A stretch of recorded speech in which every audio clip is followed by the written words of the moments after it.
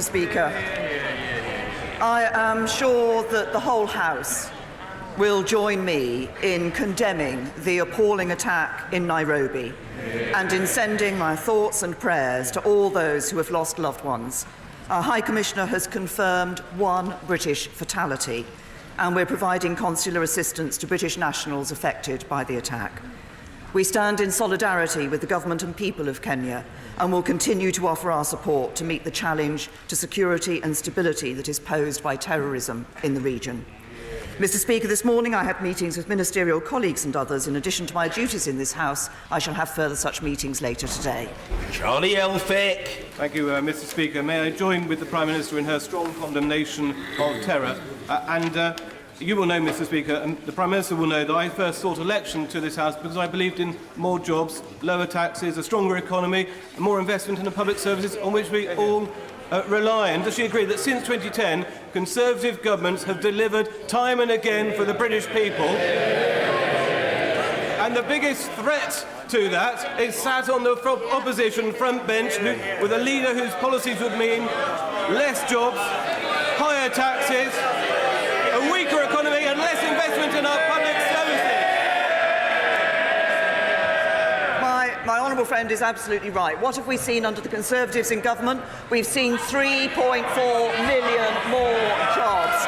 That's more people earning an income, earning a wage, able to provide for their families. We've seen more children in good and outstanding schools, more money into our National Health Service. What would put that in danger? A government led by the right honourable gentleman, more borrowing, more taxes, more spending, fewer jobs. Jeremy Corbyn. Thank you, Mr. Speaker. Thank you. May I start by correcting the record? Last night I suggested this was the largest government defeat since the 1920s. I would not wish to be accused of misleading the House, because I've since been informed that is in fact the largest ever defeat for a government in the history of our democracy.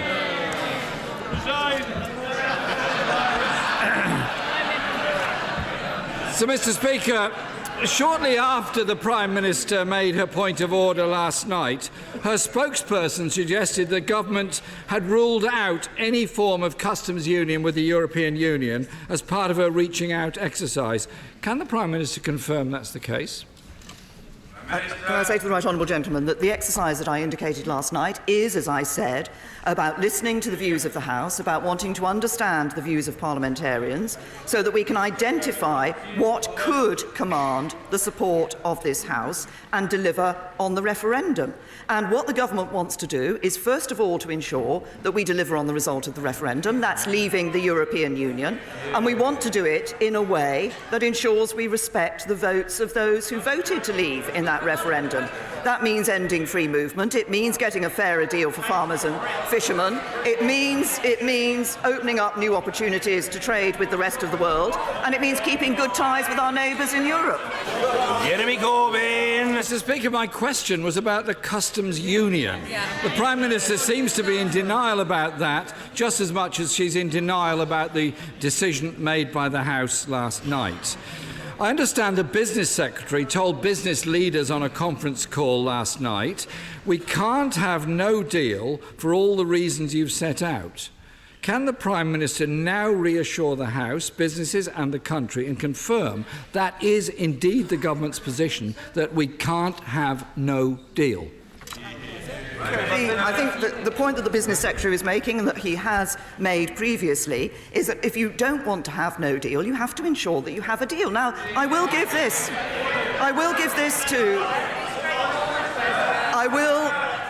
say this to the right honourable gentleman. There are actually two ways of avoiding no deal. The first is to agree a deal, and the second would be to revoke Article 50. Now, that would mean staying in the European Union, failing to respect the result of the referendum, and that is something that this government will not do. Jeremy Corbyn. The Prime Minister hasn't answered on a customs union, hasn't answered on no deal, and continues to spend $4.2 billion of public money on a no deal scenario. Can't she understand? Yesterday the House rejected her deal. She needs to come up with something different than that. But, Mr. Speaker, it's not just on Brexit that this government is failing.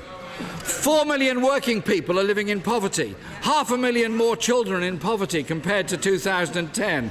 The Rowntree Foundation confirms in-work poverty was rising faster than the overall employment rate. With poverty rising, can the Prime Minister tell us when we can expect it to fall for the time she remains in office? Can I tell the right honourable gentleman what is happening? We now see 1 million fewer people in absolute poverty. That is a record low. We see 300,000 fewer children in absolute poverty. That is a record low. We see a record low in the number of children living in workerless households, and income inequality lower than at any point under the last Labour government. That's Conservatives delivering for the people of this country. What would we see from the Labour Party? £1,000 billion more in borrowing and taxes, the equivalent of £35,000 for every household in this country.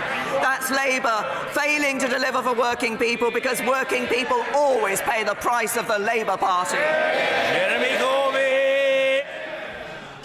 In denial on a customs union, in denial on no deal, in denial on the amount of money being spent preparing for no deal, in denial on last night's result. And even the UN rapporteur on poverty says the government is...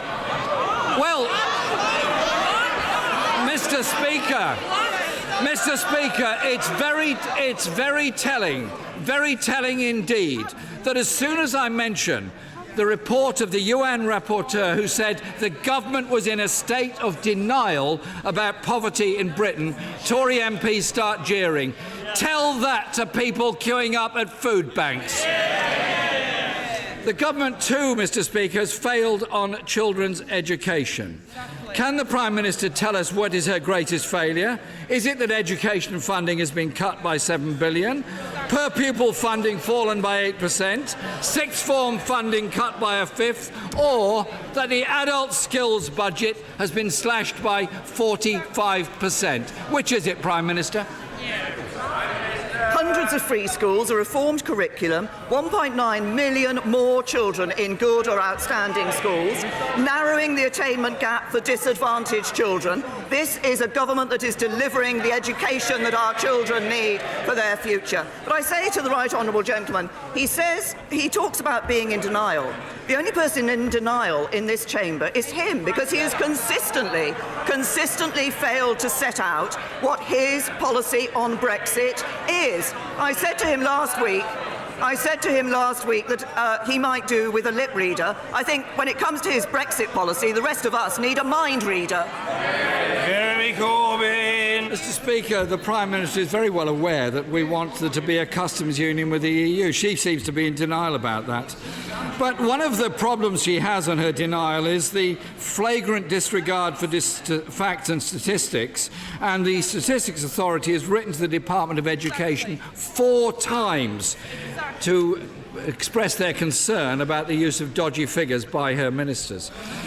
When police officers told the then Home Secretary not to make more cuts to police, that Home Secretary accused them of crying wolf. With 21,000 fewer police officers and rising crime across the country, does the Prime Minister accept that the then Home Secretary got it wrong? I say to the right honourable gentleman, of course, as we look at what is happening, particularly at what is happening on knife crime and serious violence, we recognise the need to take action. That's why we've introduced the Offensive Weapons Bill, and it's why my right honourable friend, the Home Secretary, has introduced the Serious Violence Strategy. We are also making nearly £1 billion more available to police forces over the next year. But I also say to the right honourable gentleman, yet again in all of these questions about public services, he only ever talks about the money that's going in. What matters with the police is the powers that we give them as well. And what was it?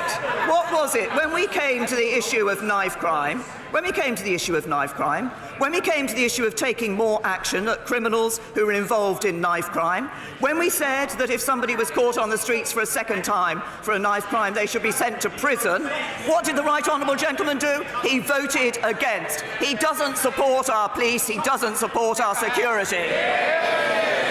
Jeremy Corbyn. Increased the number of police on our streets. It was a Labour government that brought in safer neighbourhoods. It was a Labour government that properly funded the police force. It's the Tories that have cut it. Ask anyone on any street around this country, do they feel safer now than they did 8 years ago? I think we all know what the answer would be. It was that Home Secretary that not only attacked the police with that, but also created the hostile environment and the Windrush scandal. She promised to tackle burning injustices. She's made them worse, as Windrush showed. More homelessness, more children in poverty, more older people without care, longer waits at A&E, fewer nurses, rising crime, less safe streets, cuts to children's education. This government has failed our country. It cannot govern, cannot command the support of most people facing the most important issue at the moment, which is Brexit. They failed again and lost the vote last night. Isn't it the case, Mr. Speaker, that with every other previous Prime Minister faced with the scale of defeat last night, they would have resigned and the country would be able to choose the government that they want? The right honourable gentleman in that peroration talked about the importance of the issue of Brexit that is facing this country. Later today we're going to have the no confidence debate. He has been calling for weeks for a general election in this country, and yet on Sunday, when he was asked in a general election would he campaign to leave the European Union, he refused to answer. Not once, not twice, not 3 times, but 5 times he refused to answer. So on what he himself describes as the key issue facing this country, he has no answer. The leader of the opposition has let anti-Semitism run riot in his party. He would abandon our allies, weaken our security and wreck our economy, and we will never let that happen.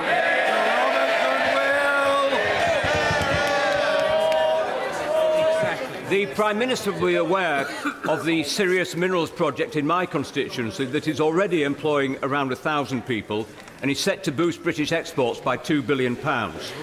From her visits to China, where she met the company's customers, she will know how important this polyhalite fertiliser product can be around the world. The company is currently seeking a Treasury guarantee to complete its financing.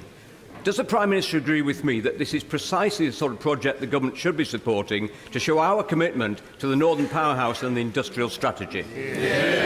Well, can I say to my right honourable friend, I'd like to thank him for raising this issue, because I was particularly pleased to meet the CEO of Sirius during my trip to China and talk to them about the work that they're doing. And it is, as he says, exactly projects like this that drive investment and exports in the north that are what the Northern Powerhouse is all about. Now, in relation to the particular discussions my right honourable friend mentioned, I'm sure he'll understand these are commercially sensitive, so it would be inappropriate for me to comment on the specific discussions, but this, as I say, is exactly the sort of project that is what the Northern Powerhouse is all about, in driving investment, driving exports, good for the north. Ian Blackford. Thank you, Mr. Speaker. Can I associate myself with the remarks of the Prime Minister and the atrocity in Kenya, and of course our solidarity with the people there. Mr. Speaker, yesterday the Attorney General said that any new deal would be much the same as the one already on the table. We know that the European Union won't renegotiate. If the Prime Minister survives today to bring forward her Plan B, will she concede that Plan B will basically be a redressing of Plan A?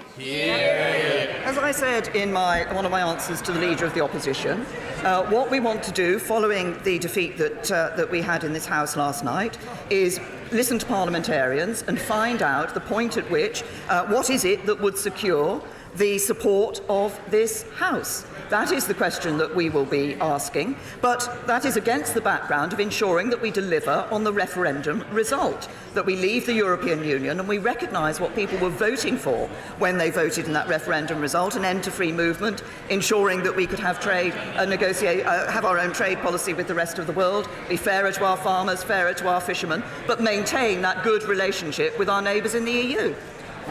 Ian Blackford. I'm afraid, Mr Speaker, that simply didn't address the question. The EU won't renegotiate. The Prime Minister has no answer. She has failed. What an omni-shambles from this government, suffering a historic and a humiliating defeat, the worst for any UK government. Westminster is in chaos. But in Scotland, we stand united. Mr Speaker, Scotland voted overwhelmingly to remain, and we will not allow our country to be dragged out of the European Union or brought down by this Tory government. The Prime Minister knew that this deal was dead since Chequers. She knew it was dead when she moved the meaningful vote, and she knows, as we all know, last night was the last straw. The Prime Minister must now seek the confidence of the people, not simply the confidence of this House. The only way forward is to extend Article 50 and ask the people of Scotland and of the United Kingdom whether they want the Prime Minister's deal or whether they want to remain in the European Union. Mr Speaker, the Prime Minister now must legislate for a people's vote. I say to the right honourable gentleman, as he knows, and as I have said before, this House legislated for a people's vote. It legislated for a people's vote that was held in 2016, and that vote determined that the United Kingdom should leave the European Union. He talks about our country. Our country is the whole of the United Kingdom. Scotland, Wales and Northern Ireland, and it is for the whole of the United Kingdom that we will be looking for a solution that secures the support of this House and ensures that this Parliament delivers on the vote of the people. Jeremy Lefroy. Thank you, Mr Speaker. On behalf of all the members of the All-Party Group on Kenya, which I chair, and on behalf of my honourable friend, the member for Mid-Derbyshire, the Prime Minister's trade envoy to Kenya, can we express our sincere condolences and sympathy to the President and people of Kenya and encourage them in their fight against this terrorism. My right honourable friend has rightly committed very, very substantial amounts of extra money to the NHS, her and her government, and the plan produced last week is very encouraging. But can she also look at the difference between the money given to the highest CCGs and the lowest CCGs per head? We're not wanting to see amounts come down, but we do want to see a fairer formula to allocate money for those CCGs receiving the lowest amount of funding. I thank my honourable friend for the remarks that he made from his position as chairman of the All-Party Parliamentary Group, as I understand it, on Kenya. I was pleased when I visited Kenya last August to meet with some of those who are working to fight terrorism, doing very important work to bring stability and security to people in that region, and very important that is too. First of all, I thank my honourable friend for highlighting the long-term plan that we've set out for the National Health Service. The resources allocated to CCGs reflect the needs of the population, and that includes levels of deprivation and the age profile of the population. And changes have been made to the allocations for 2019-20, increasing the fair share allocations for Staffordshire CCGs, which I'm sure my honourable friend is particularly interested in, and they will see a higher level of growth in their actual budgets over the next 5 years. And that difference will ensure that over time, funding across the Staffordshire and Stoke-on-Trent CCGs will become fairer. So that biggest cash boost in the NHS's history is enabling us to do that, and I hope that will be addressing the issue that my honourable friend has raised. Kyle. The Prime Minister's defeat yesterday was historic and titanic. Everything has changed, and she has to change too. Yesterday, thousands of people descended on Parliament Square to demand their say. Nobody was taking to the streets demanding a Norway or a Canada option. When she came to power, she promised that she would give people more power over their lives. If she is not going to give people power to have a say over this deal, then what is the point of that promise in the first place? I say to the honourable gentleman that he cannot ignore the fact that in the 2016 referendum, the people of this country voted to leave the European Union. And I believe that it is a duty, not just of government, but of Parliament, to ensure that we deliver on that. We will be speaking to parliamentarians in my own party, the DUP, across the House, about finding a way that secures the support of the House for the way forward. But I say to the honourable gentleman once again, a vote was taken in 2016, and I believe it is incumbent on this Parliament to deliver on that vote. Trudy Harrison. Thank you, Mr. Speaker. My right honourable friend will remember from her visits to Copeland just how capable our nuclear community is and how proud we are of that heritage. Would she consider meeting with me and a small delegation of Cumbrian nuclear workers to understand how important Moorside is to Copeland, and to also bear in mind the solutions that the Centre of Nuclear Excellence can bring to that challenge? Yes. Well, can I thank my honourable friend? When I have visited Copeland, it's been very clear to me not only the expertise and skills that in the nuclear industry that are there with the population, but also the importance of the nuclear industry. As regards the Moorside site, it will revert to the Nuclear Decommissioning Authority, and we are considering options for its future. The site does remain eligible for new build, and we are committed to seeing new nuclear as part of our future energy mix. But can I say to my honourable friend that I think it might be helpful if the relevant minister from the business department were to meet with her and that group to be able to explore this issue further. Seema Malhotra. Mr. Speaker, last night in this House, after the biggest government defeat in history, the Prime Minister said the government will approach meetings with parliamentarians in a constructive spirit. But it appears that cross-party talks means inviting people in to tell them why her deal is best, or to see if they've got any ideas on how to get her deal through. Apparently now, Number 10's resistance to a customs union with the European Union after Brexit was a principle and not a red line.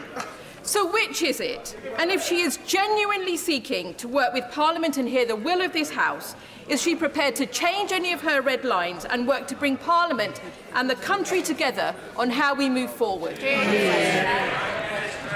As I said in the House last night, I will be talking to parliamentarians in my own party, in the DUP, in other parties across this House, and will be ensuring and will be looking to see what it is that can secure the support of this House. But again, I say to the honourable lady, as I've said to her honourable and right honourable friends, that what this House must always have in mind is the importance of delivering on the vote of the people to leave the European Union. Mrs. Helen Grant.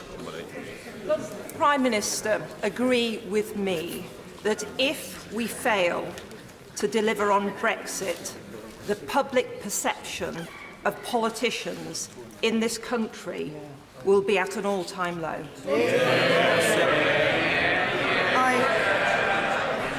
I absolutely agree with my honourable friend, and this is so important. I believe that if we fail to deliver on what the British people instructed us to do in the vote of the referendum, that the views of the British people, of this House, of Parliament and of politicians will be at an all-time low, because they will have lost faith in politicians across the whole of this Parliament. We need to deliver Brexit for the British people.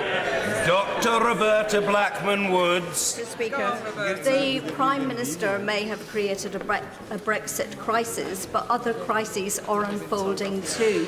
Chronic health conditions and obesity in the North East are the highest of any English region, and people in Durham over 65 can only expect 8 years of healthy living compared to 14 in Windsor and Maidenhead. So why on earth is the Prime Minister planning to cut Durham's public health budget by a massive 40% that will not only worsen health outcomes of my constituents, it will ultimately cost the NHS more and further widen health inequalities? Well, I say to the Honourable Lady, of course, in terms of public health funding, that will be looked at in the spending review. But if she assumes that the only action that is taken in relation to obesity and other conditions in terms of prevention is through public health, that is not the case. If she looks at the NHS long-term plan that has been announced and looks funded, of course, by the biggest cash boost in the NHS's history given by this government, what she will see is an emphasis on prevention and an emphasis on ensuring that people are able to lead healthier, independent lives for longer. Mr. Kenneth Clarke. Mr. Speaker, I sat through many hours on every day but one of the recent debate, and I did listen very carefully to the extraordinary range of views that was expressed on all sides throughout it. And it did seem to me that the only clear majorities in this House on a cross-party basis are firstly against leaving with no deal, again in favour of extending Article 50 to give us time to sort out what it is we now propose to do, and in favour of a customs union, some form of customs union, and some sufficient regulatory alignment to keep all our borders between the United Kingdom and the European Union open after we leave. Will the Prime Minister not, just as I have had to accept that the majority in this House is committed to the UK leaving the European Union, that she must accept that she must now modify her red lines, which she created for herself at Lancaster House, and find a cross-party majority which will be along the lines that I have indicated? My right honourable friend started off by saying there was a considerable number of views across this House. It is precisely because of that that we will be undertaking the discussions with members, with parliamentarians, that I indicated would happen last night. He talks about the possible extension of Article 50. Of course, Article 50 cannot be extended by the UK. It has to be extended in consultation, in agreement with the European Union. The government's policy is that we're leaving the European Union on the 29th of March. But the EU would only extend Article 50 if actually it was clear there was a plan that was moving towards an agreed deal. That is the crucial element of ensuring we deliver on Brexit, is being able to get the agreement of this House to the deal that will deliver on the referendum result, leave the European Union, and recognise what lay behind that vote when people voted to leave. Graham Morris. Thank you, Mr. Speaker. In my constituency, in the villages of Easington Colliery, Horden and Blackhall, there are colliery roads standing derelict, characterised by low demand, high void rates. Many are not fit for human habitation. They're neglected by absentee landlords, a magnet for antisocial behaviour and crime. So will the Prime Minister commit to provide the funding required for the housing master plan developed by Durham County Council to fix these issues? And if she can't do that, will she please get out of the way and call a general election? Let us have a Labour government that will address this. Can I say to the honourable gentleman, I haven't seen the housing master plan that he has referred to, but of course it is this government that has put more money into affordable homes, that has put more money into ensuring that we're seeing more homes being built, and that has lifted the cap on local councils, so that local councils are also able to build more homes and the homes that people want. Tracy Crouch. Mr. Speaker, next month I and my 3 neighbouring colleagues from Maidstone, Tunbridge Morning and Faversham Mid-Kent will host our 2nd apprenticeship fair, connecting nearly 40 leading organisations with more than 700 pupils from 22 schools. Does the Prime Minister agree with me that apprenticeships offer a viable alternative to full-time higher education while creating a skilled workforce that benefits business and its future employers? Can I first of all commend my honourable friend for the work that she's doing in her constituency through the jobs fairs, and can I absolutely agree with her. I think it is very important that young people are able to see that there are different routes for them for their futures, different routes into the workplace, and apprenticeships is an important route for some young people. All the apprentices I meet say the best thing they have done is taken up an apprenticeship, and that was right for them. We want every young person to be able to take the route through, be it higher education, further education and apprenticeship, the route that is right for them. Yasmin Qureshi. Thank you, Mr. Speaker. In the 60s and 70s, 1.2 million Primidose pills were prescribed to women, including 3 of my constituents. Each dosage was equivalent to 40 oral contraceptives. Thousands of babies were born with deformities. A recent MHRA review is widely criticised for being a whitewash. Now, Professor Carl Hannigan at Oxford University has published a review of the scientific data that clearly shows that Primidose did cause deformities. Will the Prime Minister ensure that any response to this review does not involve the MHRA, as we have no faith in them? Can I say, obviously, to the Honourable Lady, this is an important issue. It's been raised by a number of members from across the House, and our priority always is on safety of patients, and ministers are aware of the new study that has come out. We have a commitment to review any new evidence in this area, and we do that, but we do it with consulting independent scientific experts. And Baroness Cumberledge is leading the Independent Medicines and Medical Devices Safety Review. That's expected to examine what happened in the case of Primidose and will determine what further action is needed. But can I reassure the Honourable Lady that we will listen very carefully to any recommendations that come out of the review, and of course that study will be looked at very carefully to see what has come out of that study. Dr. Philip Lee. Thank you, Mr. Speaker. Does my right honourable friend, particularly since last night, recognise that in these complex circumstances, that her role as Prime Minister now is to create the political environment in which solutions to the Brexit conundrum can be found, and not to continue with a plan expecting a different outcome? And does she also accept then that if she cannot get what she wants, that she will need to change her mind in order to secure public confidence? Can I say to my honourable friend that, as I've pointed out today and as I said last night, it is precisely because we recognise that we need to understand rather better what it is that can command the support of this House and can secure the point of this House, that we will be looking and we will be talking to parliamentarians across the House. That includes parliamentarians, includes my colleagues, honourable and right honourable friends, includes the Democratic Unionist Party and parliamentarians across other houses, because, as my right honourable and learned friend, the member for Rushcliffe, said, there is quite a variety of views across this House about what is right. Stuart Malcolm MacDonald. Mr. Speaker, sir, the deal that was defeated last night is a product of her own red lines. So which of those red lines is she willing to give up in order to get the compromise she seeks? We will be, as I said last night, we will be approaching these talks, these discussions, in a constructive spirit. But underlying what we will be doing is the need to ensure that we deliver on the referendum result and we deliver Brexit. Raymond Chishti. Thank you, Mr. Speaker. I very much welcome the recent statement by the Foreign Office. Britain must do more to support persecuted Christians. In light of that, will the government now review its position on the Asha Bibi case and offer her asylum in the UK so she can choose which safe destination she wants to go to, and not the UK asking a third country to take her in, which would mean shifting our moral responsibility to another country, and that can't be right.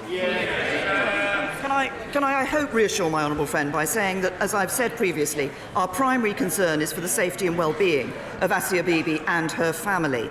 And obviously the UK's High Commissioner in Islamabad is keeping me and the government up to date with developments. We have been in contact with international partners about our shared desire to see a swift and positive resolution in this case. And a number of countries are in discussions about a possible alternative destination for Asia Bibi once the legal process is complete. I'm not going to comment on the details of that because this is, we do not want to compromise Asia Bibi's long-term safety. And on the timing, I think the Foreign Minister from Pakistan has confirmed she'll remain under the protection of the Pakistan government until the legal process has concluded. And the Prime Minister of Pakistan has supported the Supreme Court and promised to uphold the rule of law. What matters is ensuring that we are providing for the safety and well-being of Asia Bibi and her family. Ronnie Campbell. Thank you, Mr. Speaker. The Joseph Rowntree Foundation has said in a recent survey that 4 million workers are living in poverty. Isn't that a damning report of 9 years of this Tory government? And will she stop being so hard and fast and call a general election? Here. I say to the honourable gentleman, I referred earlier to the figures of people in absolute poverty, which are at a record low under this government. But he talks about people who are in work. Well, this government has taken a number of steps to help those people who are in work. We have been cut taxes for 32 million people. We've increased the national living wage. We've helped people by freezing fuel duty. And what happened in a number of the measures that we have taken to give financial help to people who are just about managing, to people, the sort of people he's talking about. Unfortunately, in so many cases, the Labour Party opposed those measures. Martin Vickers. Mr. Speaker, in an article I posted on my website in November, I concluded by saying hopefully we will eventually come to a position that both sides who support the agreement and those like me who oppose it can coalesce. I believe this could happen over coming weeks, though there may be more drama before we reach that point. Mr. Speaker, I think we've all had our fair share of drama, but would my right honourable friend agree with me that it's not both sides, meaning Remain and Leave, who must coalesce around an agreement, it is the European Union? And can I urge her to continue negotiations with Europe in the hope of them showing some flexibility? Well, Can I thank my honourable friend for pointing out what is a very obvious point, but actually has not been raised by those who've been talking about the sort of discussions we will have across this Parliament, which is I want to see what will secure the support of the House, but of course we do have to ensure that that can secure the support of the European Union, because this is a treaty and agreement between two parties. And as I said last night, once we have those ideas from the House, I will of course take those to the European Union. David Crosby. In March 2010, Greater Manchester Police had 8,148 police officers and the Chief Constable wanted 10,000. By June 2018, we had 6,199 and the numbers are still going down. Incidents of crime are rising right across Bolton. And is it any wonder, and more importantly, Mr. Speaker, is it acceptable that the police are failing to attend violent attacks and systematic drug-dealing locations? I say to the honourable gentleman, as I indicated earlier, we have, as a government, made more money available to police forces. Next year, nearly £1 billion extra will be available to police forces. But it isn't just, of course, about the money that's available to police forces. It is about the power that the police have, and that is why we have been introducing the Offensive Weapons Bill. It's why we continually take action to make sure that the police have the power they need to keep us safe. Nicky Morgan. Thank you very much indeed, Mr. Speaker. Further to her point of order last night and the questions asked so far at this question time, does my right honourable friend agree that we all need to maintain maximum flexibility if we are to build a consensus around Brexit in this House? Yes, as I said last night, we will approach the discussions we will have with honourable members and right honourable members across this House with, in a constructive spirit. And as I said earlier, what we do need to retain, though, as we're looking at those discussions to find what will secure the support of the House, is to remember that what we are doing is finding a way to deliver Brexit and deliver on the vote of the British people. Carol Monaghan. Thank you, Mr. Speaker. And I don't like to worry the Prime Minister, but it is notable that I had a question at David Cameron's final PMQs. Last night, after the Prime Minister's crushing defeat, she said, EU citizens who have made their home here deserve clarity on these questions as soon as possible. Mr. Speaker, the clarity is in the Prime Minister's own hands. So will she now show leadership, prove that she values EU nationals, scrap the settled status fee, and give a guarantee to all EU nationals that their future in the UK is secure? I say to the Honourable Lady that, of course, the withdrawal agreement that was negotiated with the European Union set out the ways in which EU citizens' rights would be guaranteed here in the United Kingdom, and reciprocal rights for UK citizens in the European Union would be guaranteed. Now, the vote last night rejected that package of the withdrawal agreement and the political declaration. We have said as a government and made it clear that in a no-deal situation, we would also guarantee the rights of EU citizens who are living here, and we stand by that. Gillian Keegan. Thank you, Mr. Speaker. No country has ever left the EU using Article 50, so I do not underestimate the challenge. But back in the real world, businesses up and down the country, with the possible exception of Wetherspoons, are extremely disappointed with last night's vote, and short-term investment decisions are still on hold or going against the UK. Would the Prime Minister agree that protecting just-in-time supply chains, on which my constituents' jobs depend, must be at the heart of any solution? Can I say to my honourable friend that she has raised a very important point, because, of course, what the deal we put to Parliament last night, one of the things it did do was to protect those just-in-time supply chain models, and our position on their importance has not changed. Today, as we look ahead to today's vote, backing the government today will enable us to find a way forward on Brexit and on the issues, as she says, that matter at home, and ensure that this country has the government it needs to take it forward, to deliver on the referendum, and, as she says, ensure that we are protecting the jobs not just of her constituents, but jobs around the whole of this country. D. Lucas.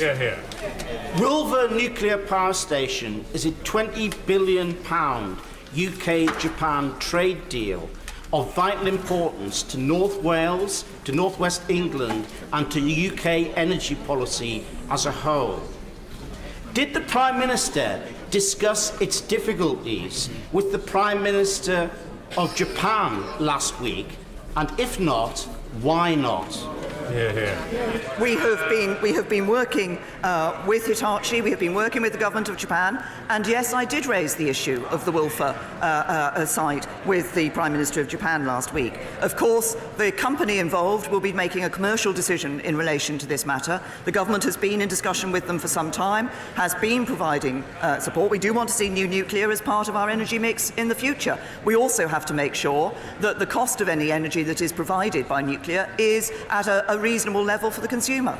Kirsten Hare. Thank you, Mr. Speaker. I recently welcomed the news from the Secretary of State for Defence and his ministerial team that, in fact, 4-5 Commando would remain at RM Condor in my constituency. And Zulu Company, part of the 4-5 Commando group, recently took part in specialist chemical training, which will ensure they are ready to respond first to any chemical or biological attacks, such as the one that we had in Salisbury earlier last year. Can the Prime Minister join with me in congratulating the Royal Marines at 4-5 Commando, all the men and women that work at the base, for the tireless work that they do to keep our country safe?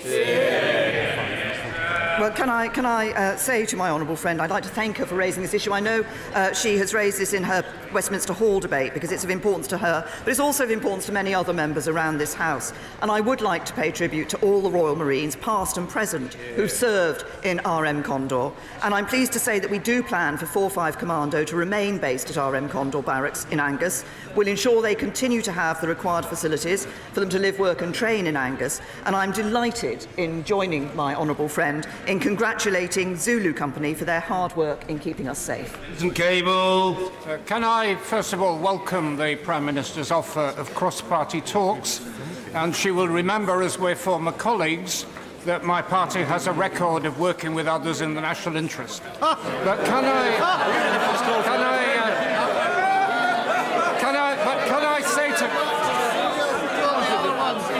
I say to her that she shouldn't even bother lifting the telephone to opposition parties unless she's willing to rule out categorically a no deal Brexit, unless she's willing to enter into a constructive conversation about a people's vote. Can I say to the right honourable gentleman, as I said earlier, of course, there are two ways of avoiding a no deal. One is to have a deal, and one is to stay in the European Union. We will not be staying in the European Union, but I look forward to having. I'm happy to have constructive discussions with party leaders who want to put the national interest first. Sadly, from everything I've heard, not every party leader wants to do that. Dr. Sarah Wallister. Thank you, Mr. Speaker. Driving off a cliff never ends well, particularly if it results in a crash and burn Brexit with no deal in just 72 days' time. But there's another way that we can avoid this, and that is to be realistic in extending Article 50 to allow us to put a realistic negotiated Brexit direct to the British people, to ask if it has their consent, and also to include an option to remain with the excellent deal we already have. I say to my honourable friend, as she will not be surprised to hear, because I've said it in Prime Minister's questions today, I believe we should deliver on the vote of the referendum in 2016, that we should be delivering Brexit. As I've indicated earlier to her, she and others have talked about extending Article 50. The European Union would only extend Article 50 in the circumstances in which it was going to be possible to come to an agreement on a deal. The talks that we will be having, the discussions I'll be having with parliamentarians across this House will be aimed at ensuring that we can find a way to secure a deal that will get the support of this House. Order.